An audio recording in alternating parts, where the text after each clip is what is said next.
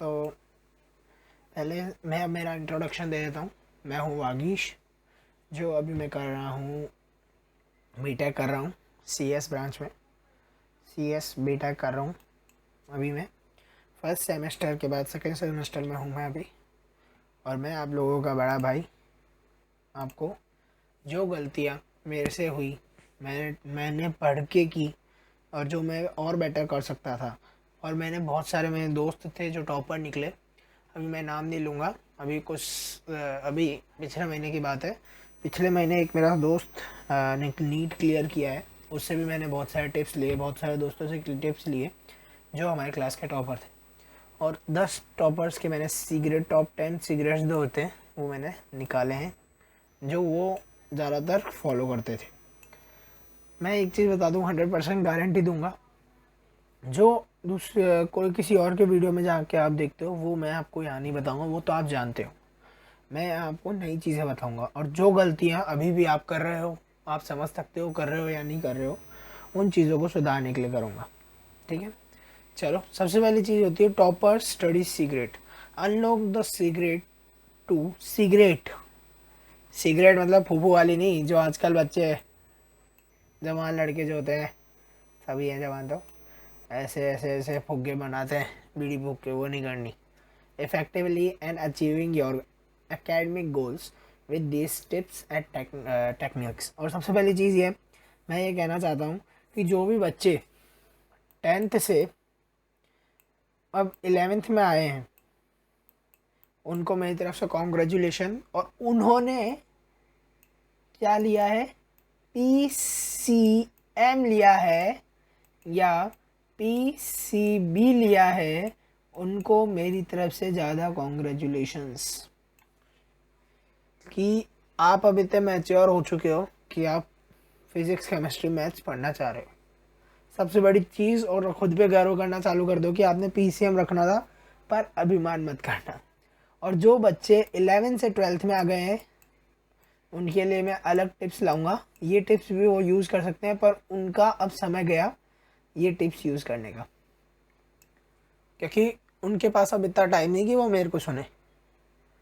ठीक है, क्योंकि अब उनका गोल क्या है, उन बच्चों का गोल है IIT, जो किससे मिलती है, जेई से, मेंस से और एक एडवांस से, इन दो से पहले मिलती है। तो अभी उन सब का फोकस किस में है, मेन में। फिर अगर मेन में सिलेक्ट हो गए उसके बाद एडवांस में, उसके बाद सीधी IIT। अभी उनका गोल ये है। ठीक है, तो उनके गोल एकदम परफेक्ट है मेरे हिसाब से, वो सही चल रहे होंगे वो लोग। तो मैं उनको इस वीडियो ये कह के कि आप भी देखो, मैं उनका टाइम बिगाड़ना नहीं चाहता, क्योंकि उनको सब चीज़ें पता है जो मैं बताना चाह रहा हूँ। क्योंकि वो मेरे हिसाब से इतने सीरियस होंगे कि अब वो 12th में हैं, तो उन्होंने 11th में क्या कुकर्म किए थे जो उनको अभी भारी पड़ रहे हैं। ठीक है, अब अपन नेक्स्ट स्लाइड में आते हैं। नेक्स्ट स्लाइड में यह है, why study effectively is important. Effectively study क्यों करते हैं अपन पढ़ाई तो करते हैं, ठीक है, पढ़ाई करते हैं, पर इफेक्टिवली का क्या इम्पोर्टेंस है। इम्पोर्टेंस ये है इफेक्टिवली का कारण, जैसे कि सबसे पहली चीज़, आपको कोई गोल अचीव करना है कि आप नॉर्मली ये सोच रहे हो 11th में कि मैं अभी या तो 12th के बाद मैं BSc MBSc BSc ऐसे कुछ करूँगा, या मैं कोई सिविल सर्विसेज की तैयारी करूँगा। वो तो ठीक है, वो बात समझ गया मैं आपकी। पर अभी जो आपका गोल मेन क्या है, अभी आपका मेन गोल है 11th 12th। 11th वाले बच्चों के लिए कह रहा हूँ मैं, उनके ये दो गोल है। ठीक है, अब आप लोगों ने क्या किया हुआ है, सबसे पहली बेसिक चीज़ मैं बता दूं, इन सबको तो अभी छोड़ो, आप एक बार के लिए इन सबको भूल जाओ। ठीक है, सबसे इम्पोर्टेंट चीज़ मैं बता देता हूँ आपको, जो आज तक बहुत लोगों ने आपको कही होगी, आपके पेरेंट्स ने भी कही होगी, कि ये जो क्लासेस होती है 9th 10th, 9th क्लास जिसने अच्छे से पढ़ ली उसकी 10th अच्छी जाती है। और जिसने 11th क्लास ढंग से कर ली उसकी 12th क्लास 100% श्योर अच्छी जाती है, 100% अच्छी जाती है,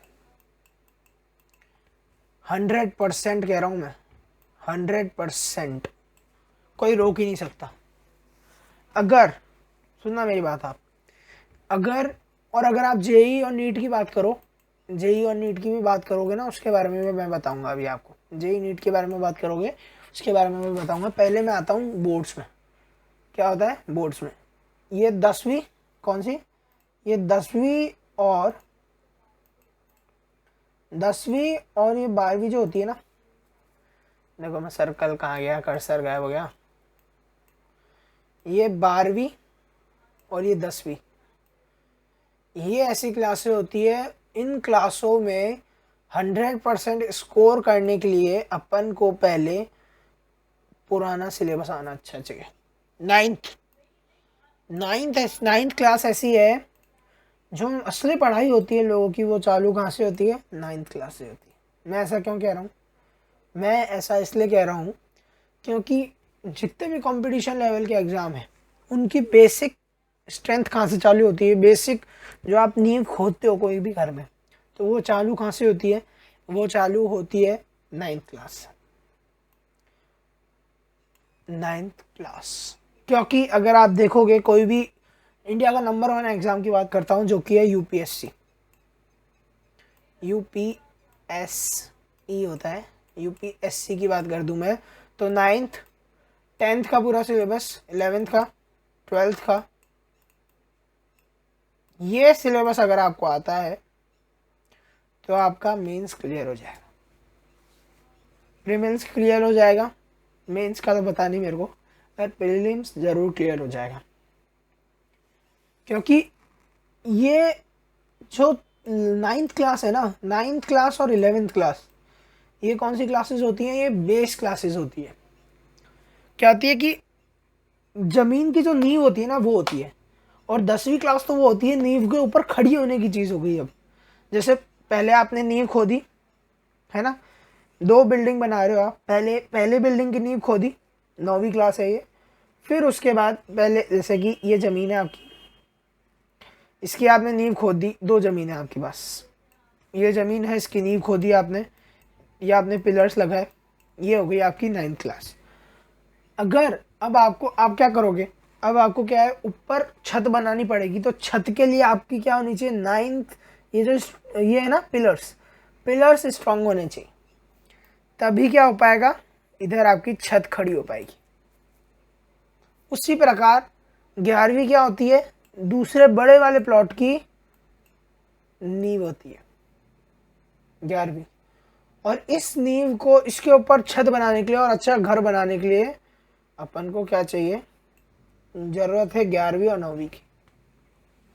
ये मैंने आपको बेसिक क्लियर कर दिया है कि सबसे बड़ी इंपॉर्टेंस इन 2 क्लास की होती है। इन 2 क्लास को कोई नहीं मानता, मतलब ये बोर्ड क्लासेस हैं पर मानते हैं, पर जो मेन पढ़ाई होती है, अगर आपने पीसीएम और पीसीबी जो भी लिया है, आपने बायो लिया है या मैथ्स लिया है, तो ये क्लास जो है ना अभी आप जिसमें हो, इस क्लास को अगर आपने अपना 100% तो नहीं, पर अगर आपने 90 या 80% भी दे दिया, 90% और या फिर 80% भी दे दिया ना, तो ये 12वीं में आपको 100% को क्या के पास आने से 980 से नीचे आने के लिए, नीचे आना पॉसिबल ही नहीं है। जो भी आएगा वो आपका 80 से ऊपर ही आएगा, गारंटी लेके कह रहा हूं मैं। क्योंकि क्योंकि क्योंकि देखो, एक और चीज़ वापस बता देता हूँ। क्योंकि देखो, क्योंकि क्योंकि ये बात है कि मैं एक और स्लाइड ले लेता हूँ। देखो, क्योंकि जो बात मैं बता रहा हूँ अब बहुत ध्यान से सुनना, हर क्लास की अपनी एक सिग्निफिकेंस होती है। अभी जो बच्चे 11th में आए हैं उन्होंने सोच रहे हैं वो और कर भी रहे हैं कि अभी अय्याशी करने का समय है। सुनना क्यों? क्योंकि अभी तो हम हायर क्लास में आए, हायर क्लास में बंक मारेंगे, मौज करेंगे, पिक्चर देखने जाएंगे। ये सब चीज़ों को भूल जाना, क्योंकि आप अभी कौन सी क्लास में हो? अभी आप 9th-11th क्लास में हो। अब आप छोटे बच्चे नहीं हो कि आपके पेरेंट्स आपको कहें कि बेटा ये कर ले, ये कर ले। अब आप खुद कैपेबल हो कि आप समझ रहे हो कि 11वीं क्या क्लास है। इसलिए मैंने सबसे पहले आपको बताया 11वीं क्या क्लास होती है और 11वीं का इम्पोर्टेंस क्या होता है। ये स्टडी इम्पोर्टेंस तो आपको पता है क्या होता है, पता है। मेरी बात सुनना, पता है आपको, पर आप उसको सीरियस नहीं लेते। क्योंकि 11th तक अभी अगर आपने 11th को बिगाड़ लिया, हमने बहुत मतरगस्तियाँ की थी, सच बताऊँ मैं आपको, हमने बहुत मतरगस्तियाँ की थी, बहुत की थी स्कूल में। क्योंकि हमको लगा हम तो 11वीं में आ गए, अब हम बड़े हो गए। पर ये गलत चीज़, बंक मारना ये बहुत गलत चीज़ है। हमने कभी बंक मारा नहीं, पर हमारे दोस्त मारते थे, वो गलत चीज़ थी। हमने उनको समझाया, फिर वो समझे और हम साथ मिलके पढ़े। सितंबर, कौन सा 9 सितंबर वो दिन था जिस दिन हमको 11वीं की इम्पोर्टेंस समझ में आई। जब हाफ फेयरली का रिजल्ट हमारे हाथ में था और टीचर्स ने हमको कहा था पास होना है तो पढ़ लो। तब हमने 9 सितंबर ऐसा दिन था, हमने पढ़ाई चालू की थी।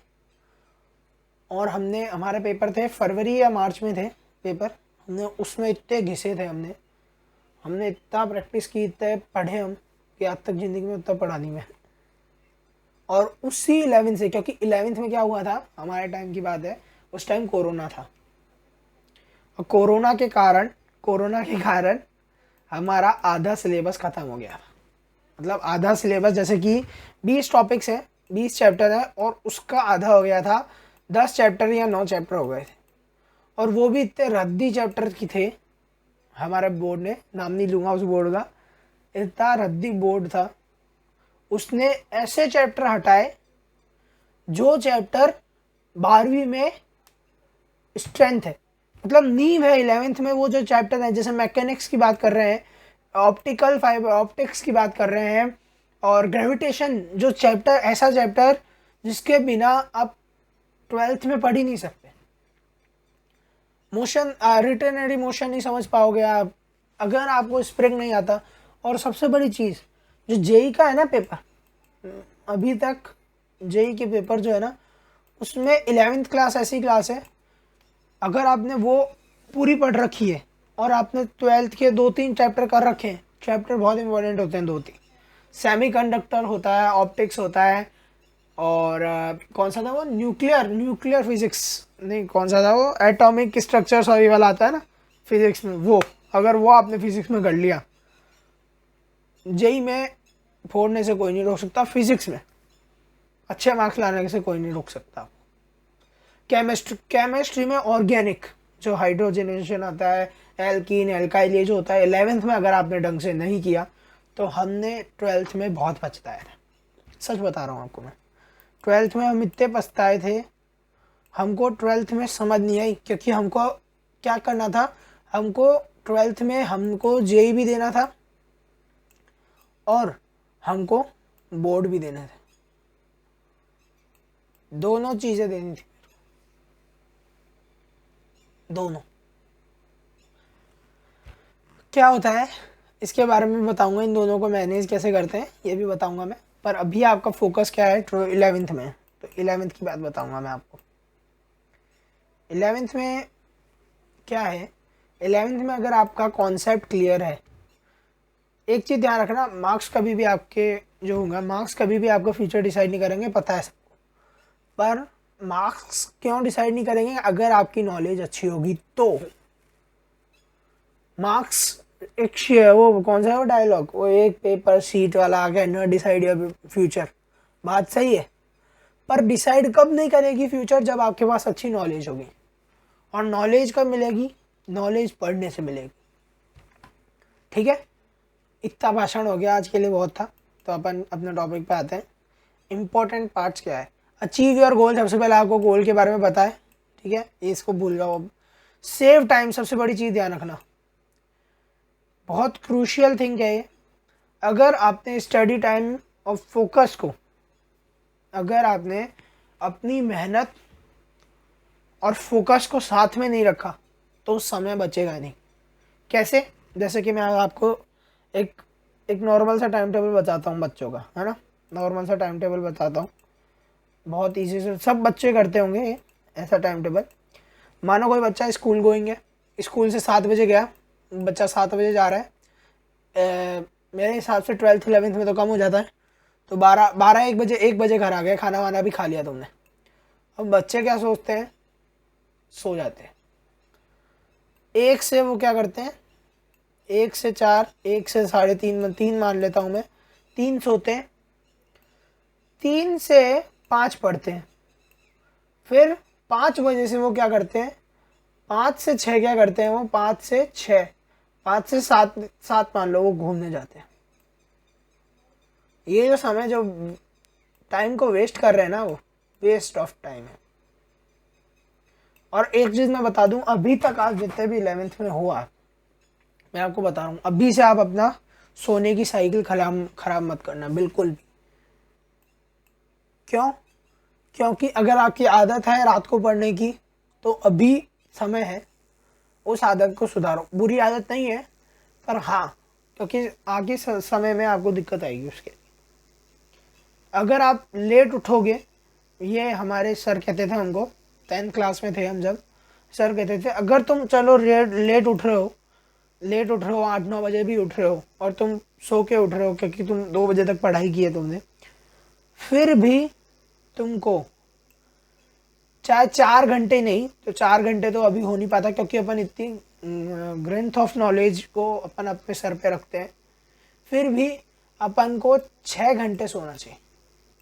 तो हम क्या करते थे, हम 11 साढ़े 11 सो जाते थे, और 4 बजे हमारे सर का फ़ोन आ जाता घर पे कि उठो सब। हमारे पेरेंट्स को फ़ोन कर देते कि वागिश उठा है कि नहीं उठा, 4 बज गए हैं, अगर नहीं उठा तो मेरे से बात कराओ उसकी। ऐसे सर थे हमारे, पंकज सर नाम था उनका। वो फ़ोन कर देते थे सुबह 4 बजे।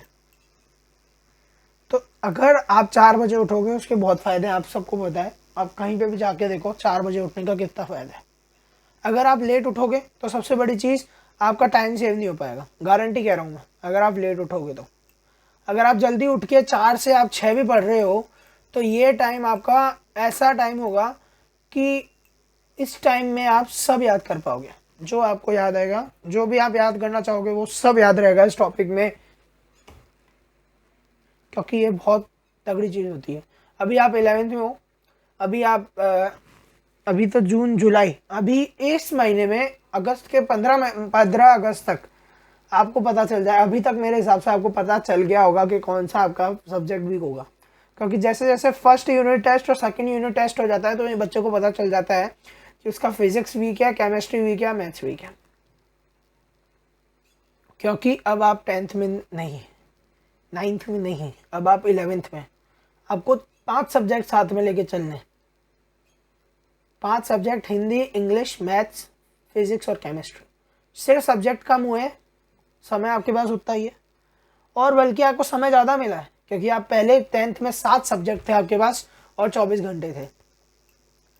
अब आपके पास 5 सब्जेक्ट है और 24 घंटे।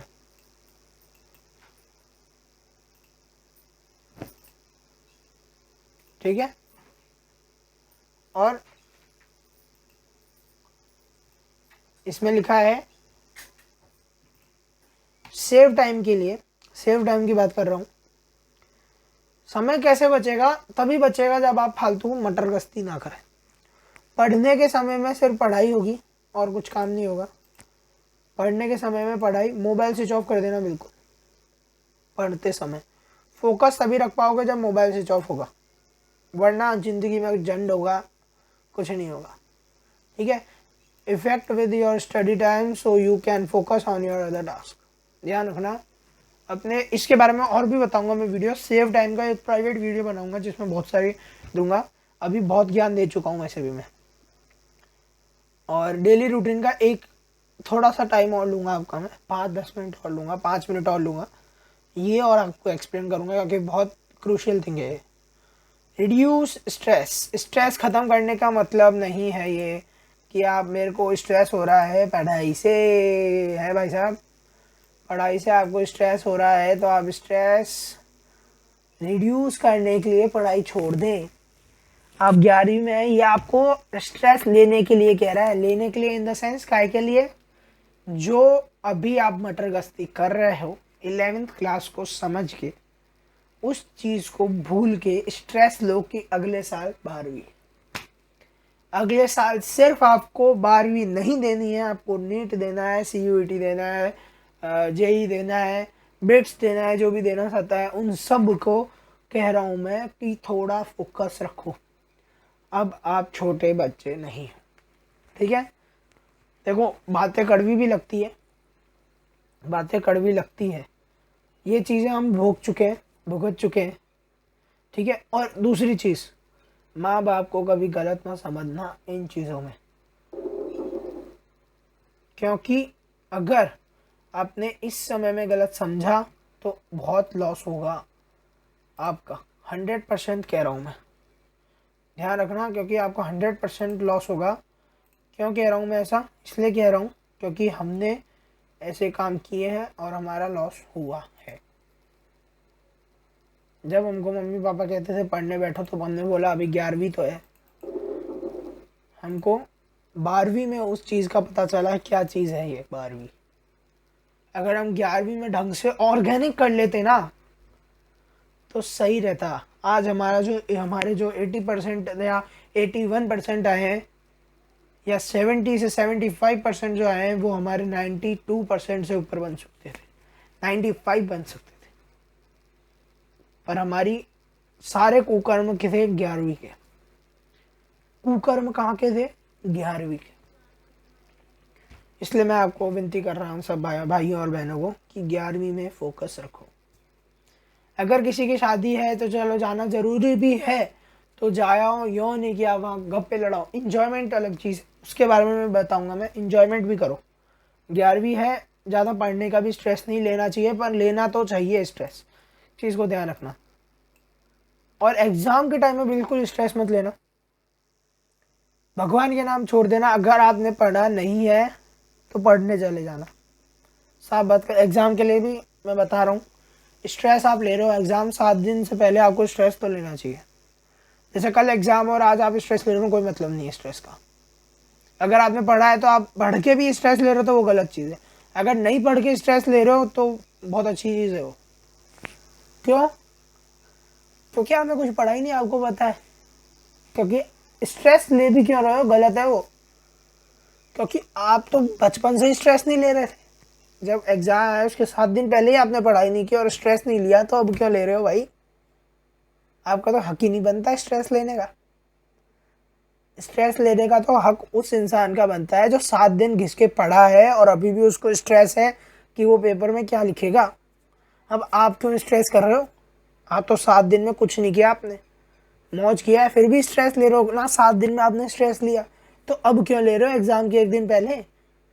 एंजॉय द लाइफ, समझ रहे हो?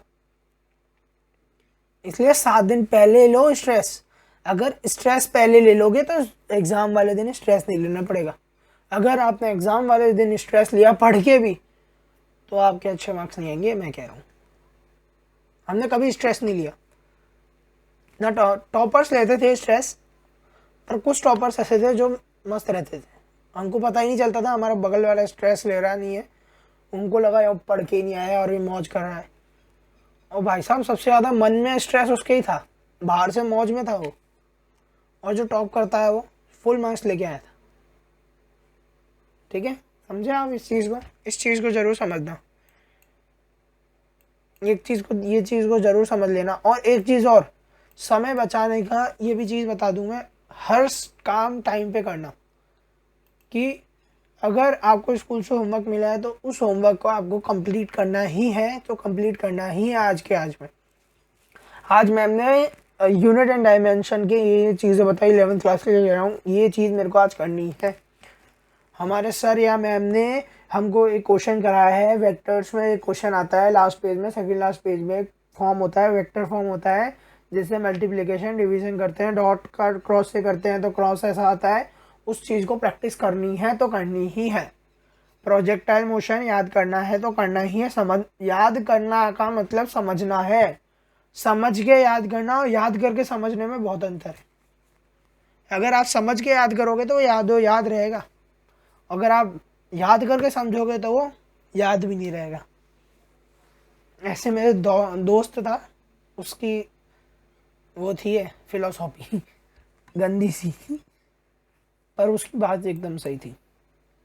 उसकी बात एकदम सही थी, हार्ट को टच की थी उस दिनों में। ठीक है, अगली चीज़, बहुत इंपॉर्टेंट चीज़, डेवलपिंग स्टडी रूटीन।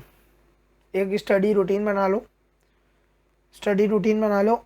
शेड्यूल का भी, शेड्यूल की बात यह है, मैं बहुत लंबा वीडियो हो जाएगा इसलिए मैं शॉर्ट में बता देता हूँ अभी। फिर अगला जो वीडियो आएगा उसमें थोड़ा सा एवेल्युएट करके बताऊँगा इन सबको एक एक, क्योंकि अभी तो मैं नॉर्मली इसलिए बना रहा हूँ आप लोगों को जागरूक करने के लिए, क्योंकि जो बच्चे हम जैसी गलती कर चुके हैं, हमें तो लेट समझ में आया, तो मैं आपको यहाँ समझा रहा हूँ। और ये मत समझना कि ये तो पागल आदमी है, पागल आदमी है। पागल आदमी मैं भी था उस समय, मैं भी लोगों को ऐसे ही कहता था। फिर जब हमारे परसेंटाइज 4-5 परसेंटाइल कम हो गए 3 से 4 मार्क्स के लिए, तब हमको दुख हुआ। हम 11वीं में पढ़ लेते, वो हमारे कुकर्म थे। हमारे फिजिक्स वाले सर कहते थे कि आज तुम्हें 12वीं समझ जो नहीं आ रही ना, स्टार्टिंग की बात है, वो इसलिए नहीं आ रही क्योंकि तुम्हारे कुकर्म थे। राजवंत सर नाम था उनका, राजवंत सर, बताऊंगा नहीं कौन सी उसमें पढ़ाते हैं, पर थोड़ा ध्यान रखना, पता ही होगा आप लोगों को, पर मैं नाम नहीं लूँगा इंस्टीट्यूट का। ठीक है, तो सबसे पहली चीज़ कि डेली रूटीन बनाना चालू करो। डेली रूटीन का मतलब जैसे आज जो आप आज रात को बैठे हो तो कल क्या करोगे, कल का शेड्यूल बनाना। और इतना भी कठिन शेड्यूल मत बनाना कि है ना आज भाई साहब 10 चैप्टर कंप्लीट कर दूंगा, 2 चैप्टर कंप्लीट कर दूंगा। मैथ्स की बात कहूँ मैंने भी गलती की थी मैथ्स में, ये गलती की थी मैंने। मैथ्स में मैं यह सोचता था कि मेरे पास 3 घंटे मैंने मैथ्स को दिए हैं तो मैं एक चैप्टर ट्रिग्नोमेट्री का ख़त्म कर ही सकता हूँ, पर वो चैप्टर मेरा कभी ख़त्म नहीं हुआ ये 3 घंटे में। क्यों? क्योंकि वो चैप्टर ही टिपिकल था। टिपिकल का मतलब यूँ टिपिकल नहीं कि एक ही चैप्टर के अंदर 6 एक्सरसाइज होगी अगर, तो आदमी करेगा कैसे? हर 6 एक्सरसाइज में 30 क्वेश्चन, 30 क्वेश्चन में से ऐसे 2 क्वेश्चन जिनके अंदर है ना 6 12 सेक्शन है, ऑप्शन है। अब उनको करूँ कैसे मैं? तो वो एक दिन में नहीं होगा। तो ये जो 3 घंटा जो आप पूरा मैथ्स को दोगे ना, वो अलग अलग चीज़ों में देना। ठीक है, ठीक है, ये चीज़ समझ आई। क्रिएट एंड मतलब देखो, ये जो इंग्लिश लिखी है ना, इसको मैं एकदम छोटी करता हूँ हिंदी में। इस पे जो है ना स्टडीज पे जो आपकी टेबल है, टेबल को साफ सुथरा रखना चालू करो। यह नहीं कि टेबल में नहीं पढ़ रहे तो बहुत गलत चीज़ है। श्राप मिल जाएगा भाई साहब, सच्ची बता रहा हूँ, श्राप मिलेगा बहुत गंदा। ठीक है, क्योंकि टेबल में नहीं पढ़ रहे ना आप, तो आप विष के बराबर हो, और आप जिसके पास जाओगे आप विष ही बोलोगे। क्यों? क्योंकि आप विष की तरह बैठे हो। अमृत हमेशा कहाँ होता है? साफ जगह पे होता है अमृत। और उसी तरह की विद्या होती है। विद्या वहाँ पे कभी नहीं आती जहाँ गंदगी होती है। अगर आप हॉस्टल में भी रह रहे हो तो ये चीज़ ध्यान रख लेना, हॉस्टल में आप कमरा अपना साफ नहीं रखोगे, टेबल साफ नहीं रखोगे, विद्या नहीं आएगी और आपके उठने का मन नहीं होगा। अगर आप सो गए 5 मिनट तो आपके उठने का मन नहीं होगा, इतनी गंदी टेबल देख के। समझ रहे हो आप मेरी बात? इतनी गंदी टेबल देख के आपका मन नहीं होगा कि मैं पढ़ लूँ आधा घंटा। अगर आपकी साफ सुथरी टेबल होगी और एकदम चिकनी मस्त, एकदम शांति भरी होगी, प्लेस शांति भरा होगा, किताबें रखी है और किताबें देखते ही याद आ जाएगा यार क्या साफ टेबल है, पढ़ लेता हूँ मैं थोड़ा सा, थोड़ी सी आग तक जग जाएगी तुम्हारी पढ़ने की। इसलिए टेबल को साफ रखना चालू करो। ऑर्गेनाइज द मटेरियल, सबसे बड़ी चीज़ ये, इसको लोग गलत ले लेते हैं। ऑर्गेनाइज योर मटेरियल्स की बात कर रहा हूँ मैं। यूँ नहीं कि पड़ोसी से नोट्स लेके आ गए, फोटोकॉपी करा के रख ली, उसी को पढ़ रहे हैं। नहीं भाई साहब, खुद के लेक्चर बनाओ, खुद के नोट्स बनाओ। घिसो अपने आप को, घिसने से ही हीरा प्रखरता है, समझे? ओके ना, समझ रहे हो सब? हाँ हाँ बोल दो एक बार मेरे को हाँ बोलो। हाँ बोला नहीं यार तूने, संकोच कर रहा है अभी भी। हाँ बोल। Very good.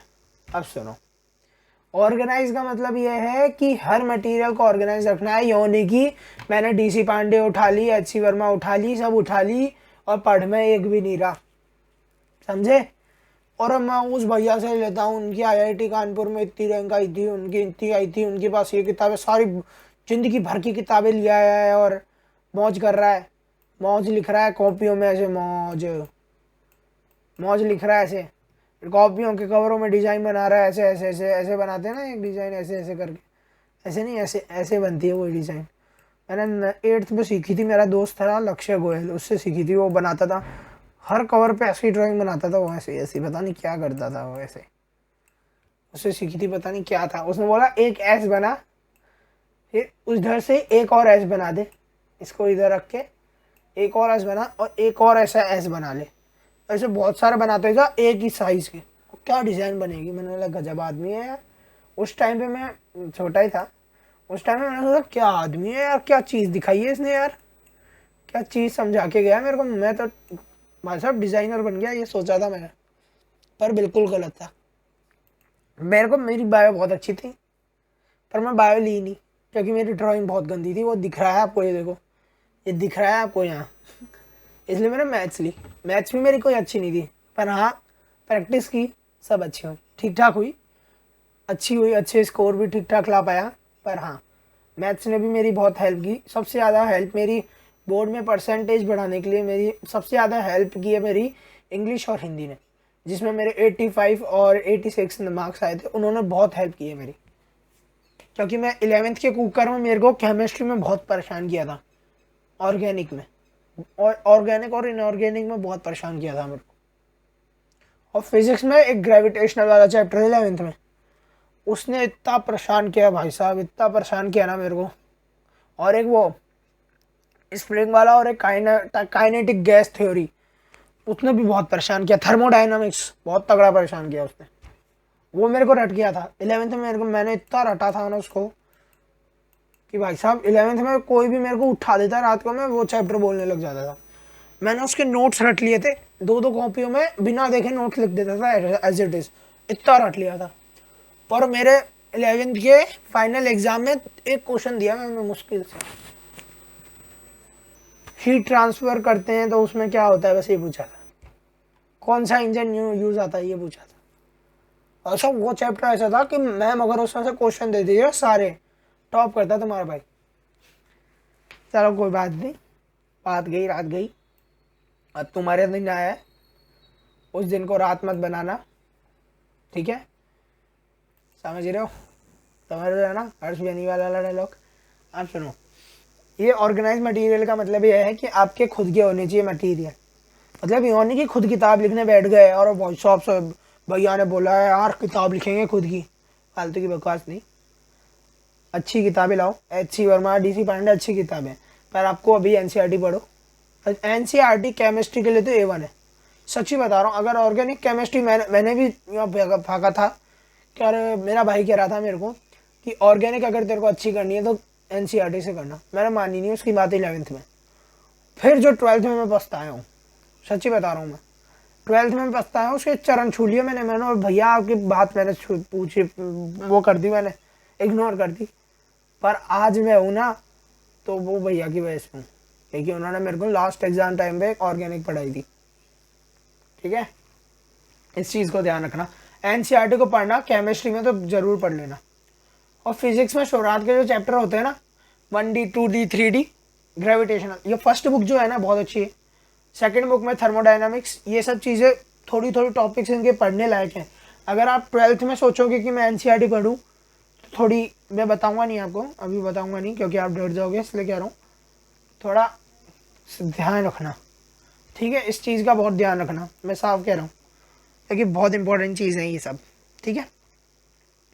तो आज अपन ख़त्म करते हैं। हाँ एक चीज़ बहुत इंपॉर्टेंट, और भाई साहब जिन भाई साहबों ने दबाव में लिया है ना साइंस मैथ्स, उनको फर्स्ट टेस्ट में पता चल गई होगी उनकी औकात।